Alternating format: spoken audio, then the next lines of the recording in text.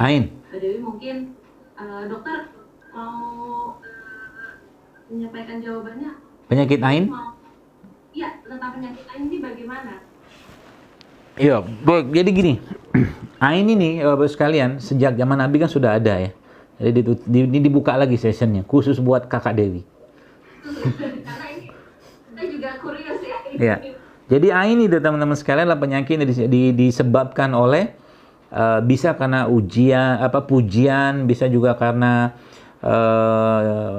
hujatan, kebencian, intinya hati yang bermasalah. Ya termasuk ke anak juga itu bisa kena ain meskipun orang tuanya memujinya. Contoh begini, iya anak kita lucu banget ya, ini anak kita cantik banget ya, pintar banget ya. Itu bisa menyebabkan anak itu sakit, jatuh sakit saat itu juga. Maka dalam Islam diberi pedoman ya untuk ketika memuji sesuatu maka ucapkanlah Masya Allah, Tabarakallah. Itu dulu.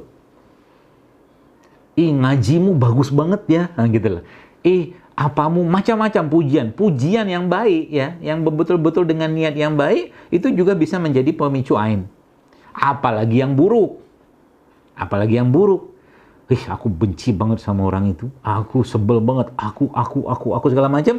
Orang yang tadi ya disebutkan oleh orang tadi itu, si A tadi itu bisa sakit karena ucapan tadi. Maka hati-hati dengan ucapan. Nabi kita alaihi salatu wassalam pernah disebutkan dalam sebuah riwayat, ada Nabi mau naik onta, lalu onta itu, ini lihat, ini hewan ya, kendaraan. Onta itu dimarahin, disebutkan oleh pemiliknya, dasar onta malas. Gara-gara ucapan tadi, Nabi nggak mau naik onta tadi. Karena onta tadi sudah terlaknat bahasanya. Jadi hati-hati dengan sesuatu. Contoh, dasar mobil jelek, dasar mobil usang, dasar. Itu bisa kena laknat si kendaraan tadi. Repot kan urusannya kan? Nah, jadi yang repot lagi adalah ketika ain ini terlontar dari, jadi maka jaga benar-benar hati agar jangan sampai ain itu terlempar pada orang lain. Lalu pertanyaannya, bagaimana cara mengatasinya? Ya, kalau tahu siapa yang melempar ainnya, teman-teman sekalian, maka yang melempar ain itu berwudu dan air wudunya ditampung dan dibasuhkan ke orang yang kena ain. Kalau tahu.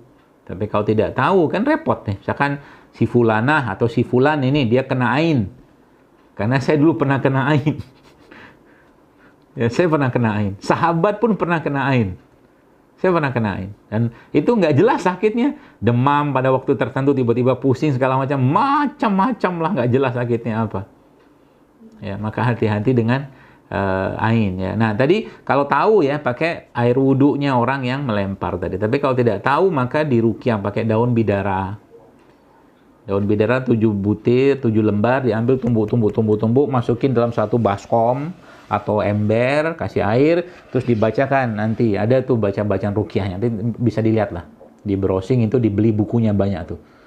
Nah, makanya bagaimana cara kita menghindari ain? Nah, zikir pagi petang jangan lepas, sodakoh jangan lepas tiap hari ya. Kemudian apalagi ya, baca Quran, berbuat baik ya, itu termasuk yang salah satu cara mencegah ain tadi ya. Termasuk kita bertaus ya, kalau misalkan ada mengalami hati yang tidak tenang atau apa, bertaus minasyaitonirrajim. Atau mungkin kan kalau teman-teman lihat tuh kan kata Nabi SAW, zikir pagi itu akan melindungi seseorang sampai sore harinya, kan gitu.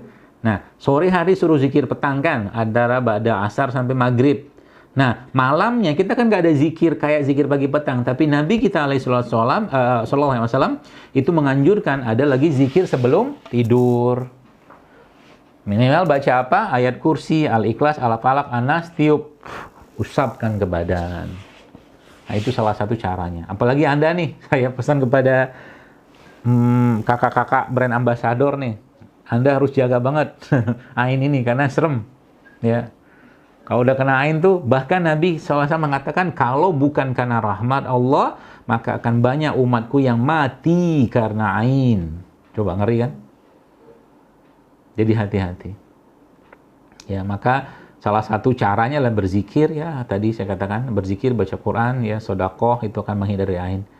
Begitu Kakak Dewi, semoga kita dijauhkan dari ain ya. Amin, amin. Baik, dokter.